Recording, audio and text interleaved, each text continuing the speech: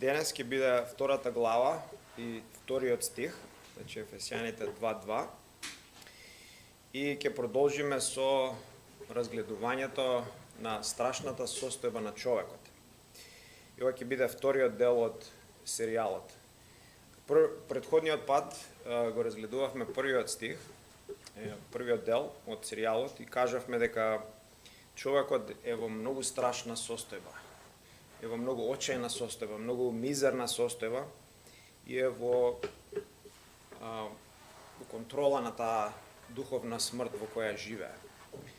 Денес ќе видиме уште два аспекти како тие го контролираат или го држат или го доминираат човекот.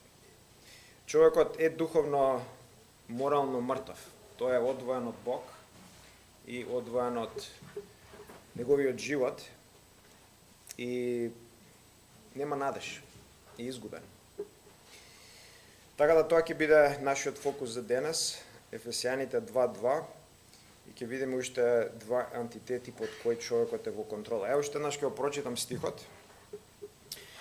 Стихот вели: во кој некога живеевте според духот на времето на овој свет, според кнезот на воздушната власт, односно духот кој сега действува во синовите на непокорот.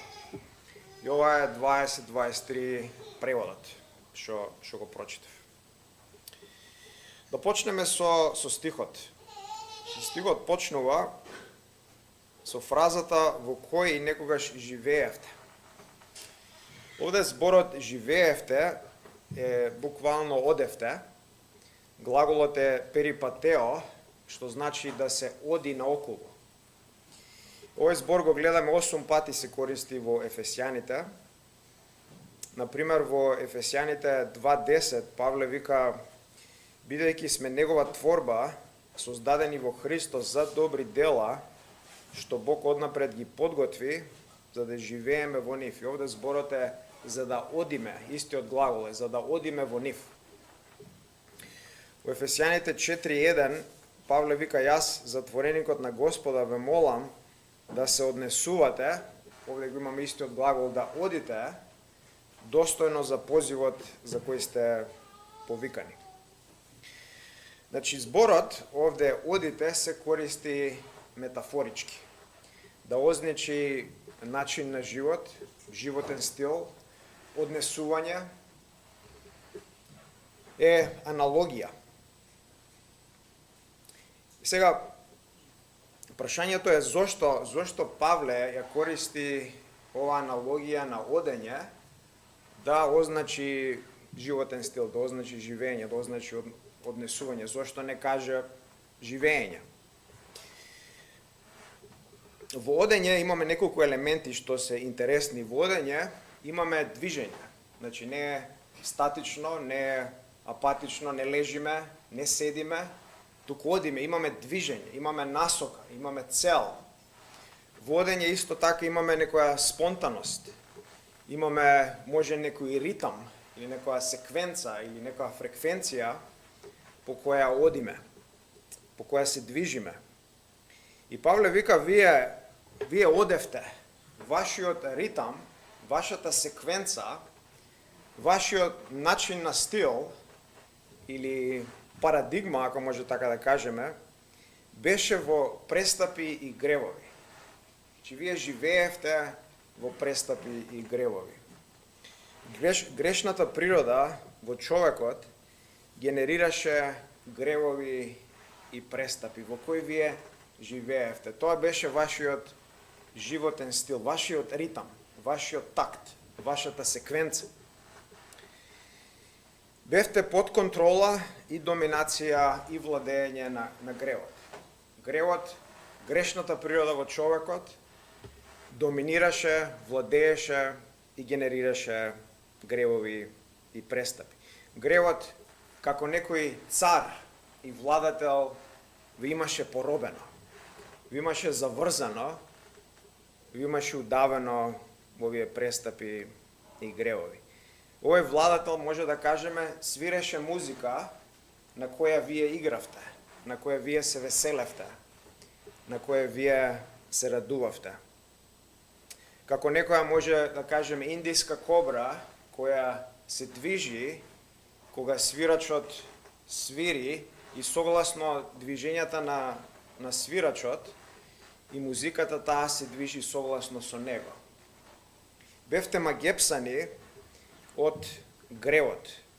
Гревот имаше таква привлечна сила во вашиот живот што ги одредуваше моделите на вашето живење, структурите на вашето однесување, деталите на вашиот секојдневен живот.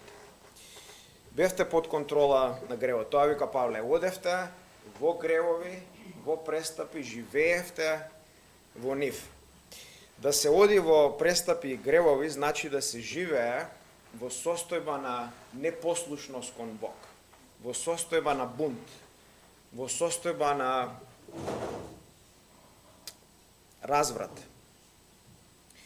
Значи да се живее за себе, значи да се живее за своите интереси, за своите цели, за своето царство, а не за Бог. Не за неговата слава, не за неговите интереси, не за неговото царство. Значи ова живење, ова одење е во спротивност, во контраст на Бог и сите негови движења. Да се оди во престапи и гревови или да се живее во гревови и престапи значи да се јаде и да се пие гревот. Значи да се дише гревот. Значи да се одмара, да се релаксира, да се ужива за гревот. Значи да се работи, да се труди човек, да се поти за гревот. Имаме целосна, тотална доминација и контрола под ова силна мок на гревот во човекот. Пуританецот Томас Бостон вика, отворен цитат, гревот е прицврстен во нашите души по природа како сокови од железо и месинг. Затворен цитат. Че оваа грешна природа што е во човекот го поробува, го врзува. Човекот мисли дека е слободен, мисли дека е независен, мисли дека прави тоа што го сака, но реално е роб. Е зависен, е врзан во ланците на оваа духовна смрт. Јован 8:34 Исус вика, вистина, вистина ви велам, секој кој прави грев е роб на гревот. Човекот прави грев, како што кажавме претходниот пат, гревовите излегуваат од оваа духовна смрт, од оваа темно мртвило, оваа декадентност во човекот, од таму излегуваат и како што излегуваат, како што се генерираат секој ден, така тие носат дополнителни ланци и синџири и го поробуваат уште повеќе човекот, уште повеќе таа личност. Таа контрола уште повеќе ја зајакнуваат, ја зацврстуваат. Секој ден, секој месец, секоја година човекот се потешко и по-безнадежно е заглибен и заробен на гревот. Така да првата работа што ја гледаме е Павле вика, вие пред да дојдете кон Христос, живеевте, одевте, бевте робови на вашата грешна природа, која таа генерираше престапи и гревови. После стихот вели, во кој некогаш одевте, или во гревовите, во престапите, во кој одевте, според духот на времето на овој свет. Зборот овде не е духот во оригиналот, туку е ерата, векот или периодот на овој свет. Подобро да се преведе како во некогаш во кој одевте, според ерата, векот или периодот на овој свет. Значи, ера или век, ајон, и свет или космос, тие се два збора кои се важни овде, се зборови кои го карактеризираат ова сегашно злобно време во кое живееме. Оваа врска меѓу векот и светот ја гледаме во 1 Коринтијаните 1:20, каде апостол Павле вели каде е мудрецот, каде е книжникот или каде е академикот, каде е интелектуалецот, каде е препирачот на овој век. Нели ја Бог покажа безумна мудроста на овој свет. Че ја гледаме врската меѓу свет и век. И кога се зборува за свет, не се работи за физичкиот свет, што го гледаме. Не се работи за облаците, за сонцето, за земјата, за растенијата, за птиците, кои Бог ги создал и ги создал да се добри, да се прекрасни. Иако сега светот е проколнат, сепак е Божја креација и е добар. Кога збориме за свет во овој контекст, се работи за морално, теолошки, етички систем. Се работи за шема, за структура, за групација на грешници, кои се соединети, собрани заедно. Се работи за теолошки, етички, морален систем. Професорот Клинтон Арланд за овој систем нагласува, отворен цитат и вели: може да се толкува како однесување на најразличните нехристијански религии, идеологии, филозофии, вредности и економски системи, како и секојдневните, но подеднакво мокни влијанија на притисокот од врсници, мода и медиуми. Овие влијанија обезбедуваат сценарио за живење на секојдневен живот, одвоен од Бог и неговите вредности. Затворен цитат. Значи, овој грешен систем, ова грешна структура или грешен свет е креиран, е организиран, е движен од грешници. Има период, има век, има времетраење. И сега прашањето е, зошто оваа организација или структура на грешници, кој е наречен овде свет или космос, е наречен свет. Зошто оваа групација на грешници се нарекува свет? Зборот космос доаѓа од глаголот козмео, што значи уредување или украсување.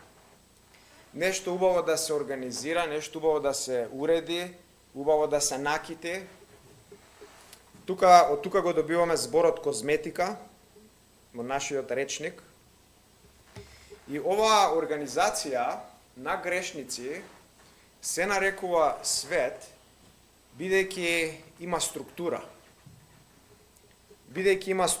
Имаме различни елементи во овој грешен свет, кои се меѓусебно поврзани и меѓусебно комуницираат и меѓусебно се зајакнуваат. Кои се тие елементи? Тие елементи се, например, културни норми, општествени и образовни институции, економски системи и убедувања, медиуми, канали на забава и најразличните филозофии, идеологии и лажни религии у светот. И не само на една држава, туку на сите држави у светот. Значи имаме различни елементи кои се меѓусебно поврзани и формираат една структура. Ова организација исто така се нарекува свет, бидејќи имаме обединување. Значи сите овие системи, сите овие елементи не само што се структурарно поврзани, туку имаат една насока, имаат една цел, се обединети кон еден апекс или еден таргет. Имаат една заедничка траекторија. Значи не е некоја рандом колекција ваму таму грешници кои се бунтуват против Бог, против неговиот збор, туку е колекција тотална, цел систем, глобален, организиран против Бог. Оваа траекторија е светоглед или начин на размислување кој е против Христос и против неговиот збор. Значи имаме заедничка траекторија на бунт против Бог.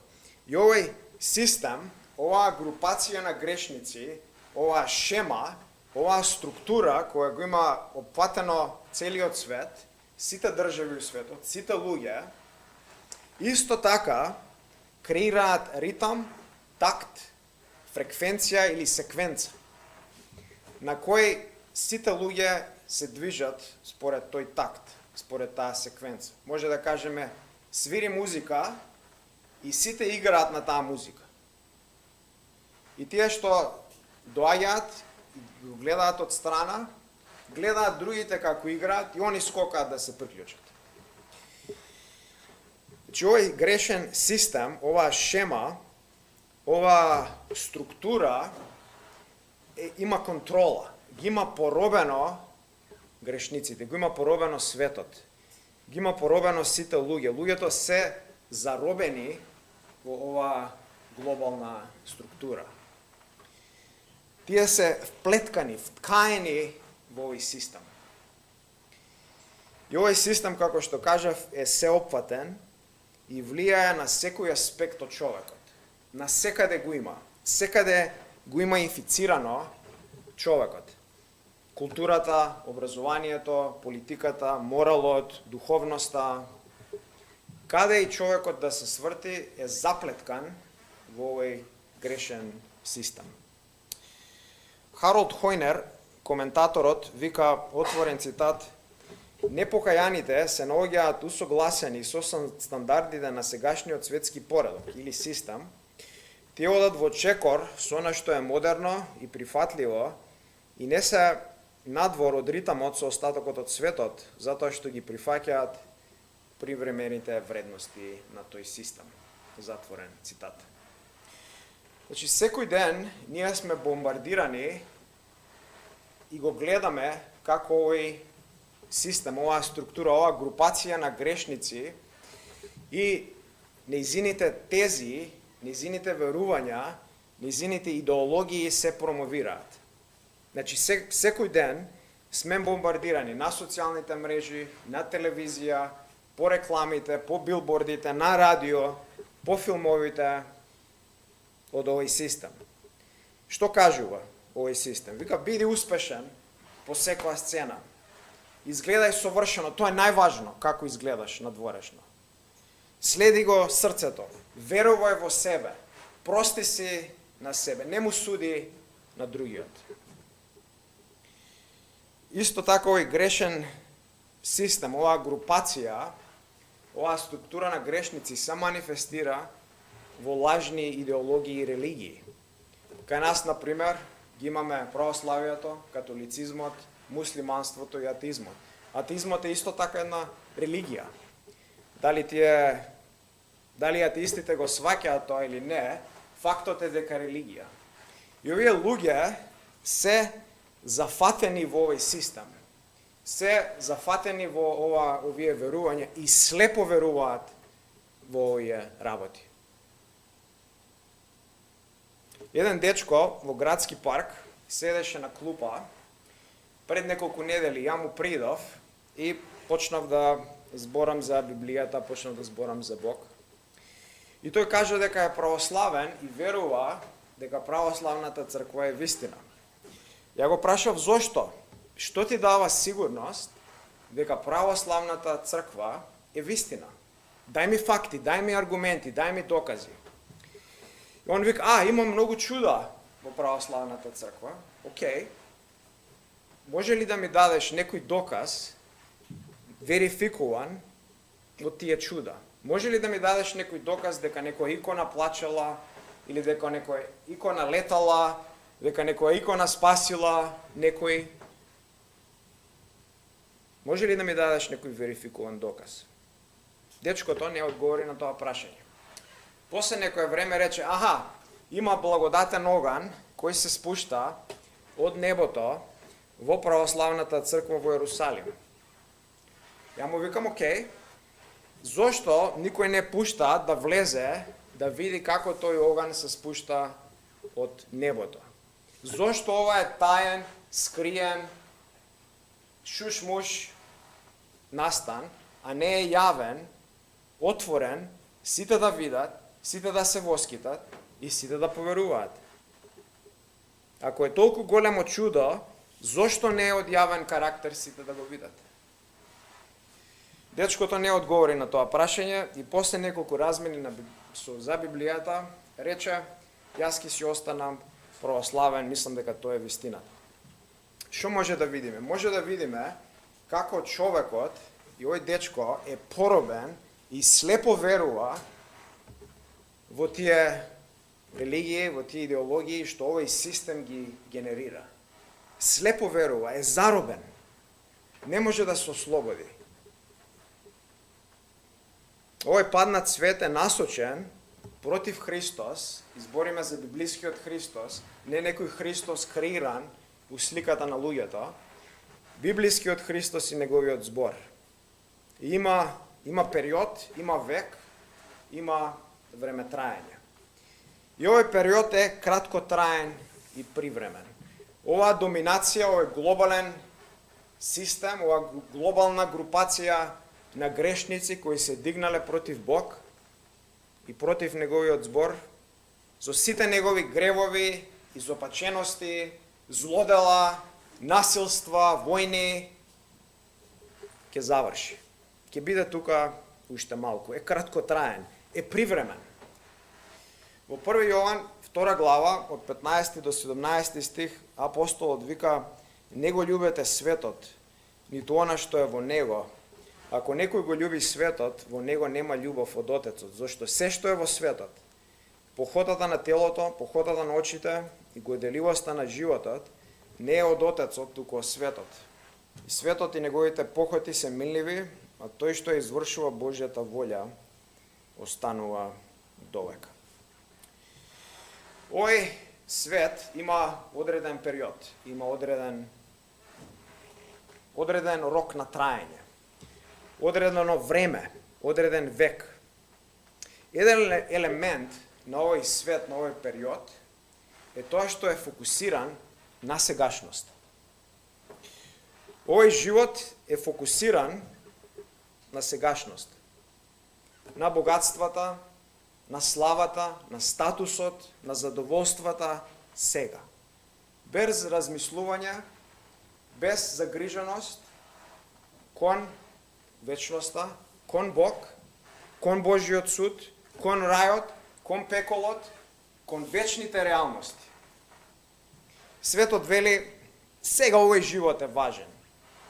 Кој знае таму после што ќе се случи? Тоа не се знае, најверојатно и не постои. Кој се вратил па да ни каже, сега овој живот е важен. Сега приграби го животот. Приграби се што можеш, еднаш се живе. Не се секирај што е грев, што не е грев. Не се замарај, уживај во твоите страсти и похоти. Приграби сега што можеш да приграбиш. Немој да пропуштиш ништо. Во Лука 12:19, во параболата за алчниот човек, Исус која кажува и вика во стихот, богатиот човек си кажуваше на себе си следното. И вика, ќе кажам на мојата душа во 19 стих, душо, имаш многу добра, многу богатства, напластено,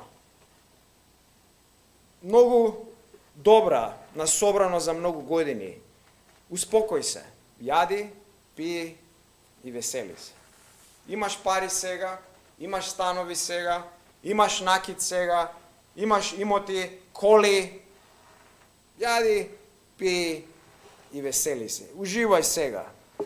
Гледаме како фокусот, тежината, таргетот, очите само се вперени во сега, во моментот, без поглед, без фокус кон вечност.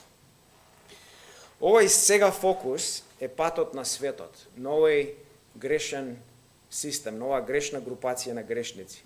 Не е патот на христијанинот. Библискиот советник Пол Трип за овој сега фокус пишува и го нарекува сегаизам. Сегаизам.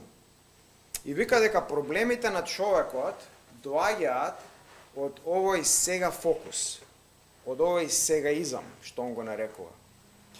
И вика, отворен цитат, кога ќе се фокусираме само на она што го сакаме, не успеваме да ги решиме нашите проблеми и предизвикуваме уште потешкотии. Вообичаен фактор за депресија е само абсорбираниот сегаизам. Гневот често е потикнат од само бендисаниот сегаизам. Стравот и анксиозноста се засилени од обсесијата со овде и сега. Зрелоста и упорноста се ослабени од сегашниот менталитет. Затворен цитат. Значи, шо вика Пол Трип вика, проблемите на човекот, основните проблеми на човекот, како депресија, како гневот, како стравот, како анксиозноста, неморалот, произлегуваат од неговиот фокус кон сега.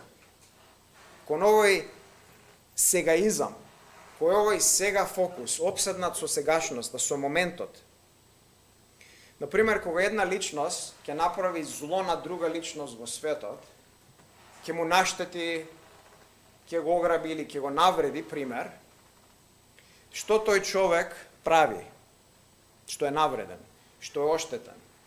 Тој човек одма, брзо, што побрзо, мора да врати, мора да го казни, мора таа личност да се мачи. Мора тој да почувствува како ја што се чувствувам. Значи, мора одма да се врати сега зло со зло. Дури и повеќе. Дури и повеќе. Како би постапил некој христијанин, чиј фокусот не е сега, туку вечност. Фокусот е во идните времења. Тој човек кој е оштетен, како христијанин, фокусот нема да му е сега, овде, туку тој ќе остави на Бог. Нема веднаш да се одмазди, туку ќе остави на Бог, Бог да казни по свое време. А Бог секакош ќе казни. Ако не казни во овој свет, ќе казни во пеколот. Ќе казни во пеколот. Гневот Божји ќе дојде, и тоа сигурно ќе дојде во негово време. Или па друг пример е, имам многу силни сексуални нагони и сега морам да ги исполнам. Не можам да чекам брак, не можам да чекам Бог да ме задоволи у негово време. Сега одма мора да направам грев и мора сега одма да се задоволам. Гледаме како фокусот на овој свет, на ова глобална грешна шема, очите и се вперени во сега, во сегашноста, во моментот. Друг елемент од овој свет или ерата во овој свет е тоа што е фокусиран на земјата. Значи не е само фокусиран на сегашноста, туку е фокусиран на земјата. Земјата е важна и работите што се случуваат овде, меѓу грешниците. Пеколот, рајот, вечноста, судот што доаѓа, вечните благослови, не е тоа важно. Што толку ќе бидеме загрижени за такви работи? Тие нема да ни донесат храна на масата, нема да ни донесат облека на телото, нема да ни донесат кола на паркинг, пари у банка. Во Филипјаните 3, 18 и 19, Павле вика, зашто мнозина, за кои често сум зборувал, па сега и солзи ронам, постапуваат како непријатели на Христовиот крст. Нивниот крај е погибел, нивниот Бог е стомакот, нивната слава е нивниот страм. И видите што вика за овие луѓе. Тие мислат само за земното. Само за земното. Таргетот, центарот, фокусот, целата тежина, целиот напор, сета пот, сетиот труд е ставен на земјата. Стомакот е нивниот Бог и земјата е нивната Божица. Пуританецот Джеремаја Бурроус во неговата книга за земниот ум го пишува следното и вика, отворен цитат: човек со земски ум, неговото срце е на земјата. Таму се неговите мисли, таму се неговите наклонетости и таму ја бара својата среќа. Земниот ум е рамка на срцето во која човекот гледа на земните нешта како најголемото добро и ги бара нив како најголемиот дел. Затворен цитат.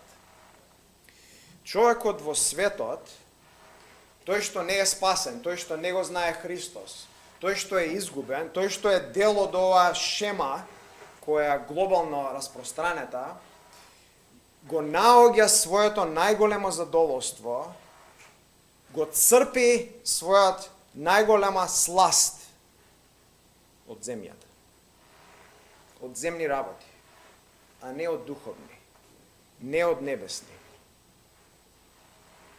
Најголемото задоволство и најголемата сласт се црпи од земјата. Во книгата на Џон Бањан, Патот на христијанинот, во вториот дел, во домот на толкувачот е прикажан човек кој со гребло гледа кон земјата и со гребло мрда одредени работи на земјата.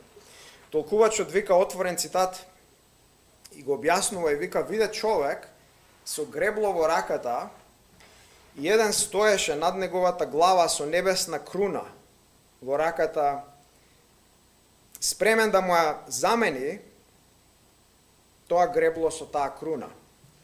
Но човекот ниту погледна нагоре, ниту забележа, туку ги гребеше сламките, малите стапшиња од подот и прашината. Затворен цитат. Значи гледаме човек кој цело време гледа на земјата и со греблото мрда сламки, мрда дрвца, мрда кал и цело време тоа го прави. И стои човек над него спремен со круна да му даде. И тој ниту ја гледа круната, ниту ја забележува, туку цело време мрда со греблото. Тоа е сликата на светот. Очите на светот постојано се вперени во земјата. Рацете нивни постојано работат за земјата. Толку се зафатени со сламки, со мали дрвца, со кал, со прашина, што немаат време, немаат капацитет, немаат интерес да погледнат кон небесата, кон Христос кој е спремен да им даде круна небесна и да го земе тоа бедно гребло кој цело време го мрдаат и да им даде круна. Овој период е период на земјата, период на калот, период на прашината, период на сламките. И е овој корумпиран систем кој поминува и е привремен. И луѓето се заробени во овој систем, заробени се во оваа грешна шема и нема време, нема ресурси, нема енергија, нема капацитет да се размислува за нешто друго, за нешто повозвишено, за нешто пославно, подобро од овој привремен грешен свет, од оваа привремена земја, од сегашноста. Не, само сегашноста и само земјата, тоа е најважното, тоа е најголемото, тоа е најдоброто, тоа е најславното. Така размислува светот. И сега што видовме? Гледаме во овој стих како грешната природа во човекот генерира ритам, секвенца, фреквенција или такт или музика и гледаме како грешниот систем исто така генерира своја фреквенција, такт, музика или парадигма. Значи имаме две динамики, две движења кои може да кажеме се како две математички функции кои се сплотуваат и стануваат појаки и посилни во нивната магнитуда. И човекот никогаш не може да се ослободи од овие две магнитуди. Не може да се ослободи од контролата на овие две динамики кои целосно го опфатуваат. Понатака стихот вели, и сега ќе видиме трета динамика, или трет ентитет, или трето движење под кој човекот е под контрола. Стихот вели, во гревови и престапи, во кои одевте, според ерата на овој свет, според кнезот на воздушната власт. Овде кнезот, зборот значи принцот, владетелот или приматот. Се мисли на ѓаволот.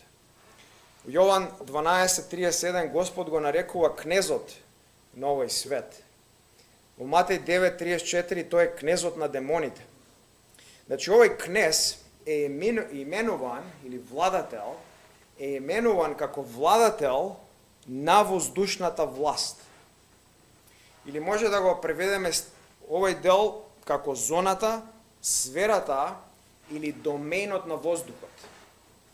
Според кнезот на сферата на воздухот, може овој дел од стихот да се преведе.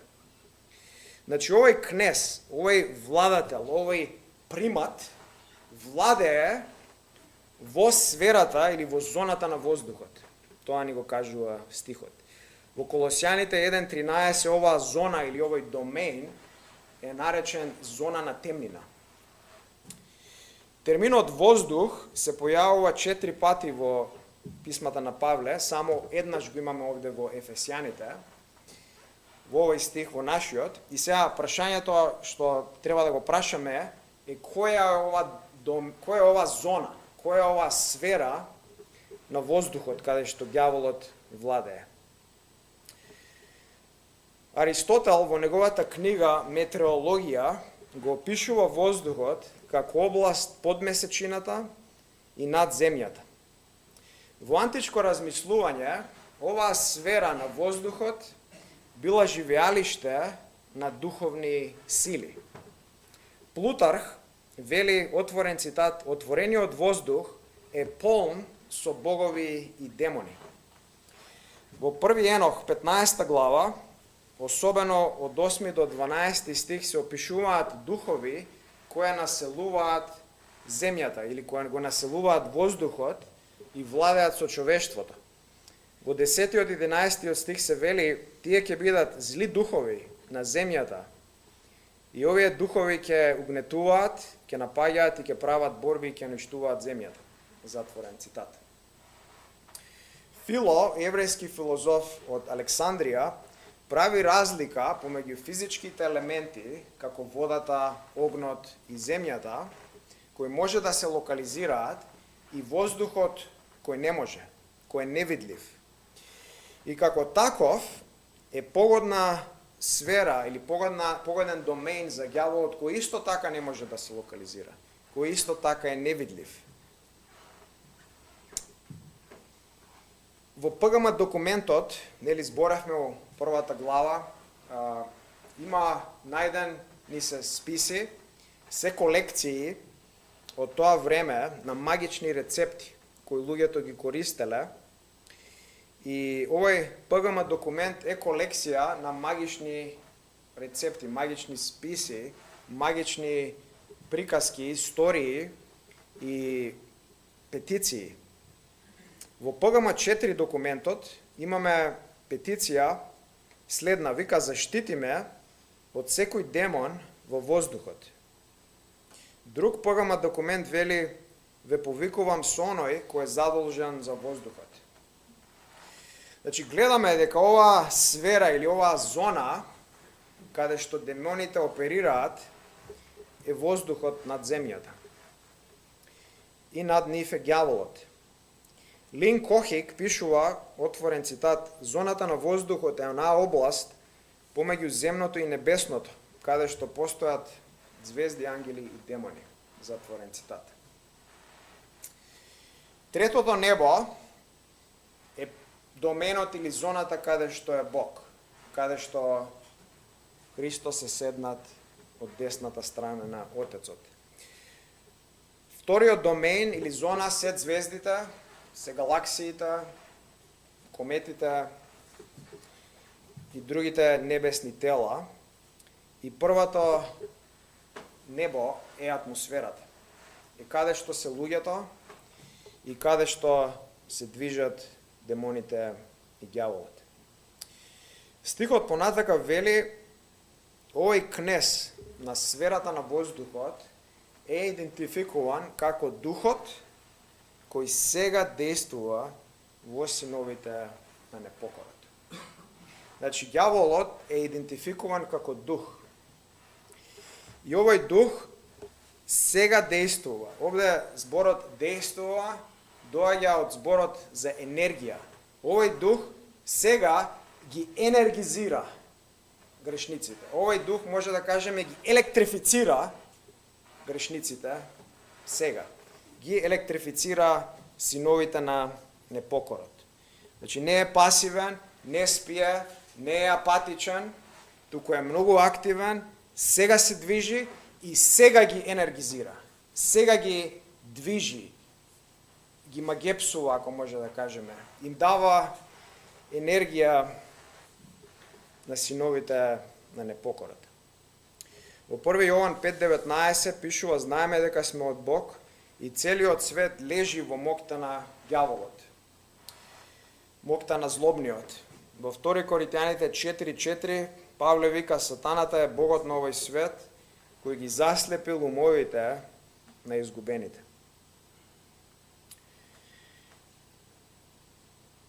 Овие се луѓе кои не го познаваат Христос, кои не го познаваат Бог, значи се луѓе кои не се спасени, кои не го знаат спасението. И што гледаме од овој дел од стихот? Гледаме дека ѓаволот е под доминација или доминира или владее со грешниците. Ги енергизира. Може исто така да кажеме дека ѓаволот исто така генерира своја секвенца, свој такт, своја фреквенција, своја музика на кој грешниците играат. На кој тие радосно се веселат. Значи немаме неутралност. Немаме средна зона, немаме некоја дипломатска неодреденост. Имаме од една страна Христос и од друга страна ѓаволот. Нема неутралност. Кој е со Христос, не е со ѓаволот. Кој не е со Христос, е со ѓаволот. Кој не го следи Христос, го следи ѓаволот. Во Јован 8:44 Исус им вика на религиозните лидери, кои многу мислеле дека се со Бог, и вика, вашиот татко е ѓаволот, и вие ги исполнувате похотите на вашиот татко. Него го слушате, него се покорувате, ги исполнувате неговите желби, живеете во грев. Христос вика, кој не е со мене, е против мене. Кој не собира со мене, расфрла. Нема неутралност. Нема нерешеност. Ако си неутрален и нерешен и сакаш да останеш у некоја дипломатска средина, веќе си со ѓаволот. Веќе тој те има во неговите раце. Опишан е како духот сега кој ги енергизира грешниците. Кажевме у првата глава, да, Христос е издигнат над секој име и над секое битие, тој владее, тој доминира, но тоа не значи дека сатаната е неактивна. Тоа не значи дека таа не действува. Туку гледаме дека сега во овој момент тој действува и ги енергизира грешниците. Коментаторот Есен Бао вика, отворен цитат, Павле го отворла секој триумфалистички поим дека Христовото искачување над сите космички сили значи дека злото во овој век е целосно немокно. Наместо тоа, духот кој сега действува е сигурно активен, но неговиот опсек се протега над синовите на непокорот, повеќе не над христијаните. Затворен цитат. Друго прашање што сакаме да прашаме е како действува ѓаволот сега. Како е неговото влијание? Ѓаволот нема да се појави во својот темен деформитет и со некоја коса да те брка темница, по собите дома, начинот на кој тој действува е преку умот, преку мислите. Целта му е да направиш греф и да го навредиш Бог. И ѓаволот ја користи грешната природа во човекот и ги приспособува искушенијата да се складни на слабостите на луѓето. Такви искушенија носи таму каде што човекот е слаб, таму каде што е кршлив, да те докрши уште повеќе, да те срози уште повеќе.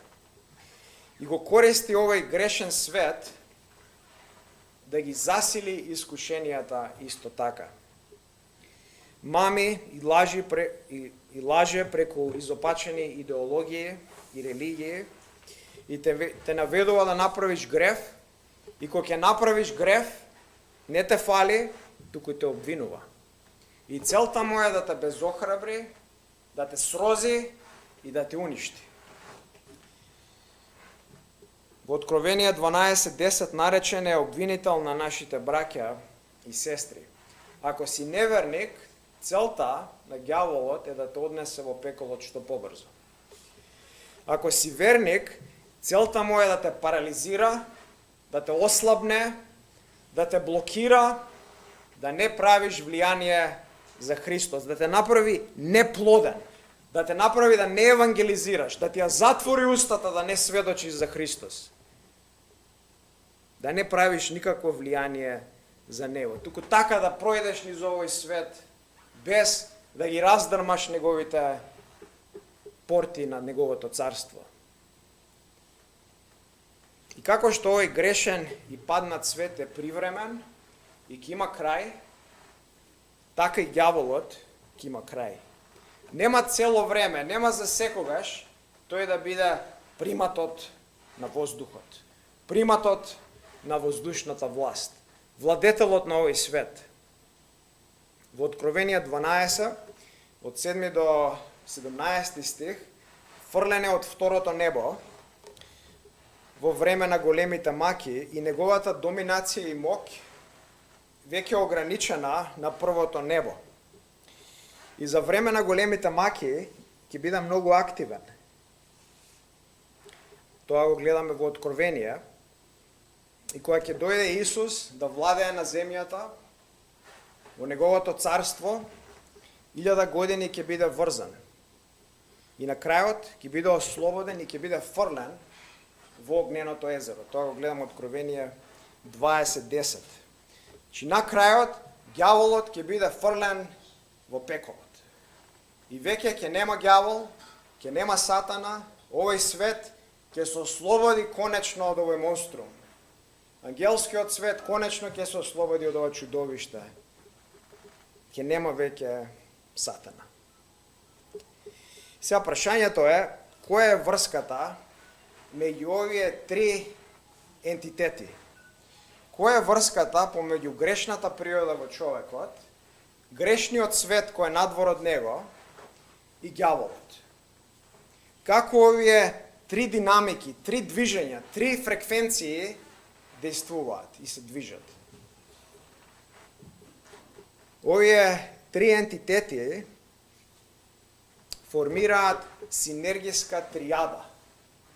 Се како три функции кои се вплотуваат и постојано го стимулираат, го движат и го растат бунтот против Бог и против Христос и против Неговиот збор. Значи, овие три движења, три динамики постојано се зајакнуваат и засилуваат. Грешната природа во човекот е внатрешниот двигател кој создава склоност и привлечност кон гревот во човекот. Може да кажеме како бензин внатре во него, кој бурно и лесно се пали, кога ќе дојде во допир со искрите на светот и искрите на ѓаволот. Светот е надворешниот засилувач на внатре бурата во човекот и создава средина, создава околина, го нормализира гревот, го промовира гревот и го влече човекот и го мами да направи уште поголем грев.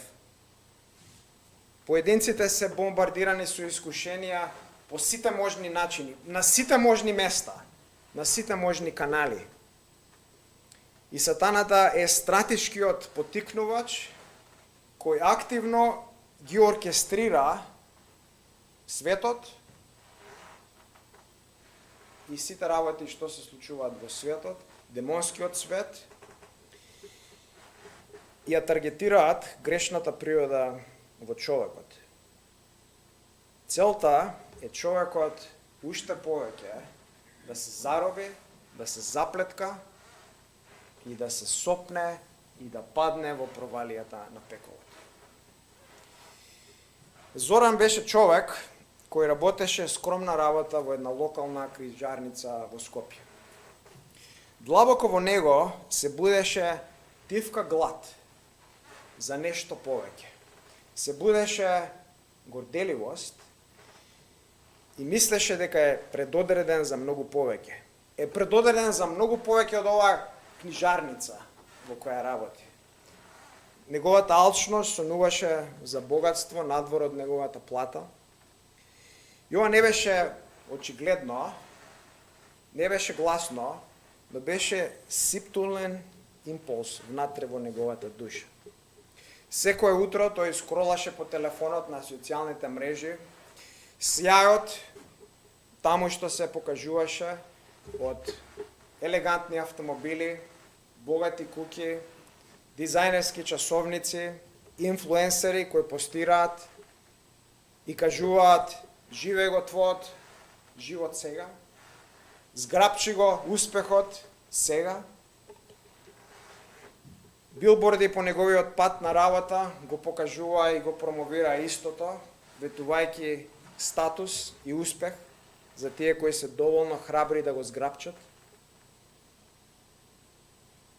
Светот му викаше богатството е среќа, статусот е моќ. Една вечер, после долга смена на работа, Зоран се задржа во едно кафуле и на лаптопот гледаше најразлични работи. Нов пост му го привлече вниманието, реклама за деловна можност што ветуваше брзо богатство преку сомнителна инвестицијска шема. Додека читаше, мисла дојде во неговиот ум, остра, ненадејна, и му рече заслужуваш многу повеќе од ова што го правиш. Попаметен си, многу од овие други работи, види ги овие други богаташи, ти си многу попаметен од нив. Шемата беше примамлива, бараше извртување на вистината, мала манипулација со броеви и исплатата можеше да го промени неговиот живот. И во оваа ситуација на мисли, внатрешни пореви и светските привлекувања, Зоран го затвори лаптопот и му чукаше срцето. Ја виде измамата. Виде што се случува. Што виде? Виде дека внатре во него грешната природа го поттикнуваше неговата гордост, неговата алчност, го поттикнуваше и правеше работата, животот во кој што е да изгледа како кафес, да изгледа како нешто многу тешко, многу мизерно, од кој тој треба да се ослободи.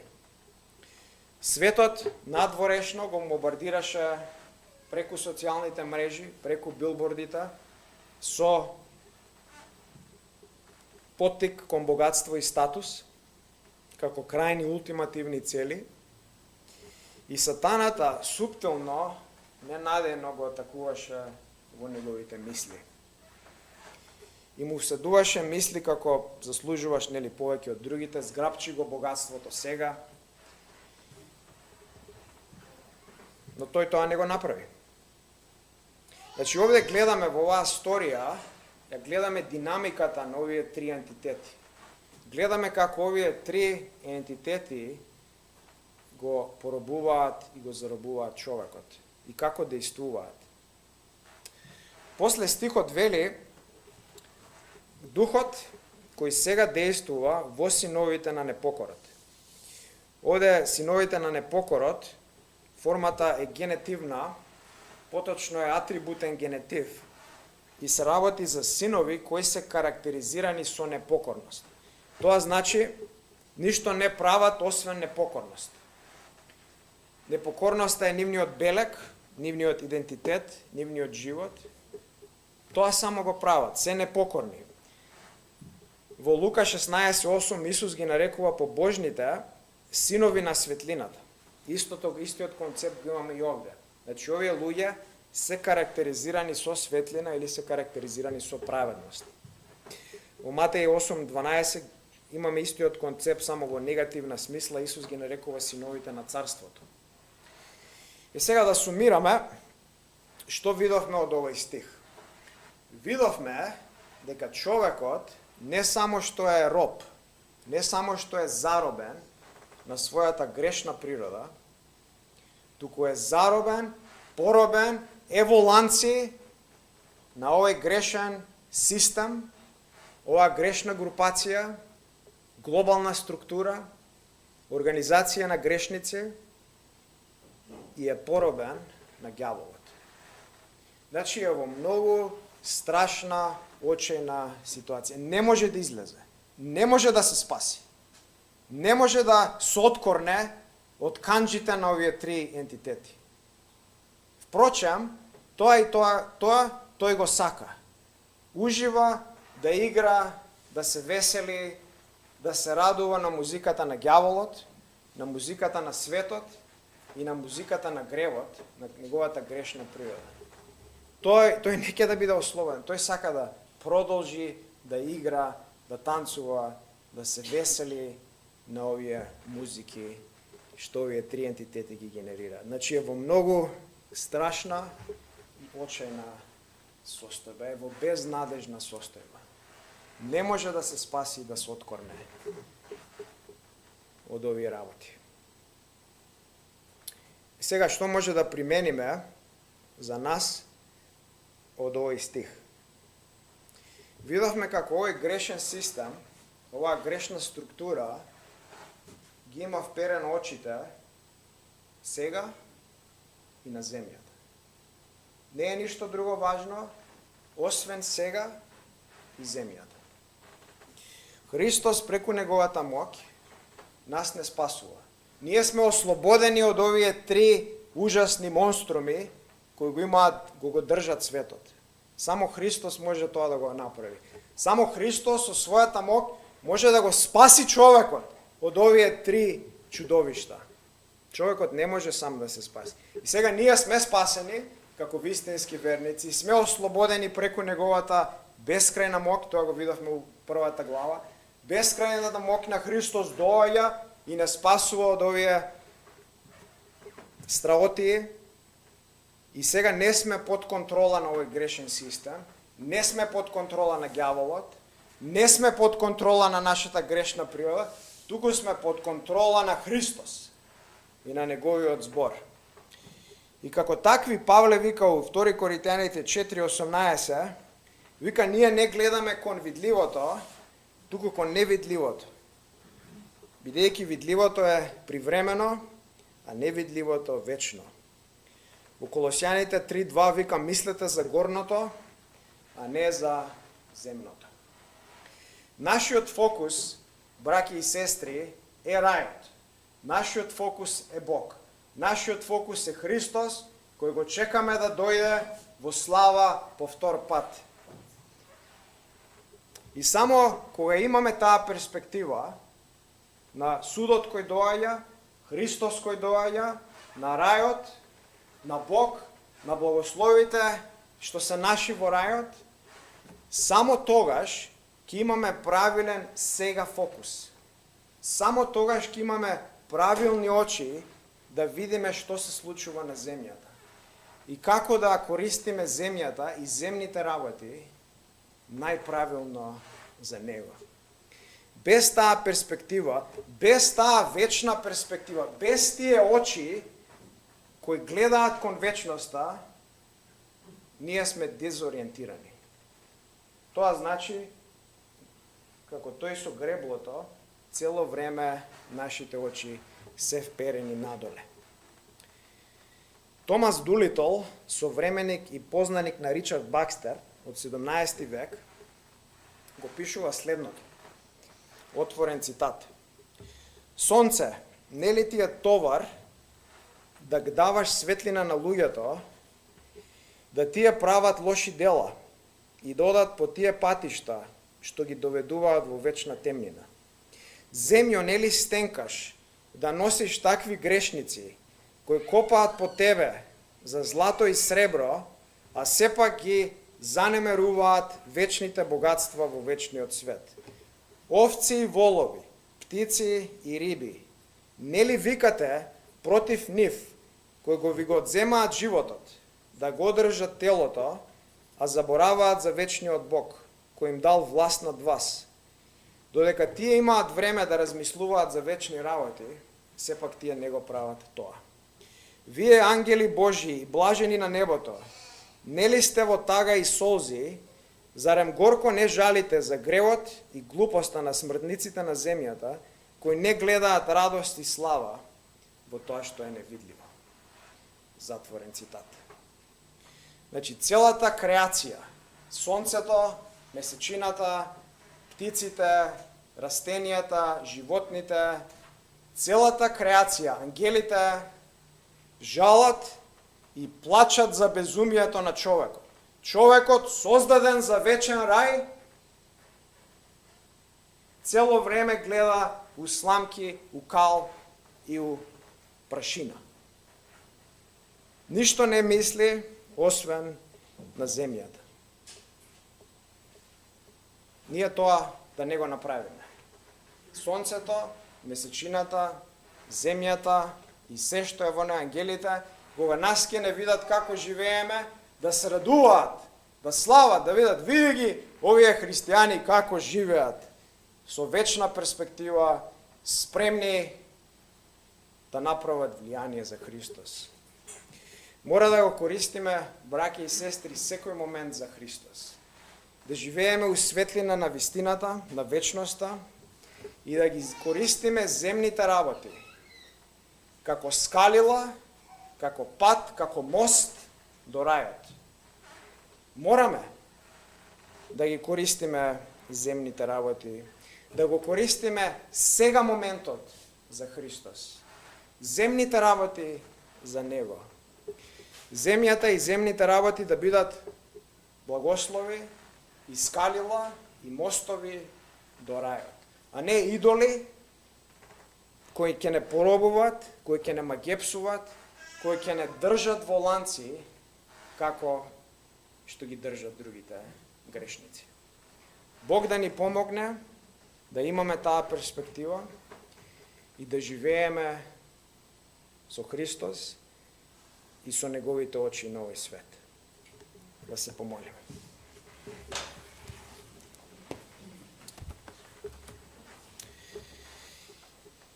Господе, слава на Твоето име, фала Ти, Исуса, што направи такво чудо и не спаси од овие ужасни чудовишта.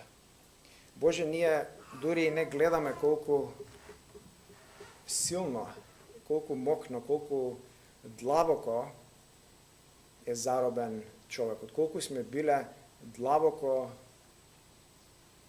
удавени во нашиот грев, во канџите на ѓаволот и во шемите на овој свет. И Ти, Боже, дојде и продре ни сите тие бариери, ни сите тие ѕидови, ни сите тие темнини, преку Твојата моќ и не спаси. И ние Ти сме, Боже, бескрено благодарни. И сега како спасени, Боже, помогни ни да живееме свето и праведно и да имаме таа вечна перспектива која Ти ни ја даваш. Биди со нас, помогни ни И нека Твојот Свети Дух не енергизира, не електрифицира, да живееме за Христос и за Негова слава и сите земни работи да ги држиме со отворена дланка, спремни да бидат земени у секој момент.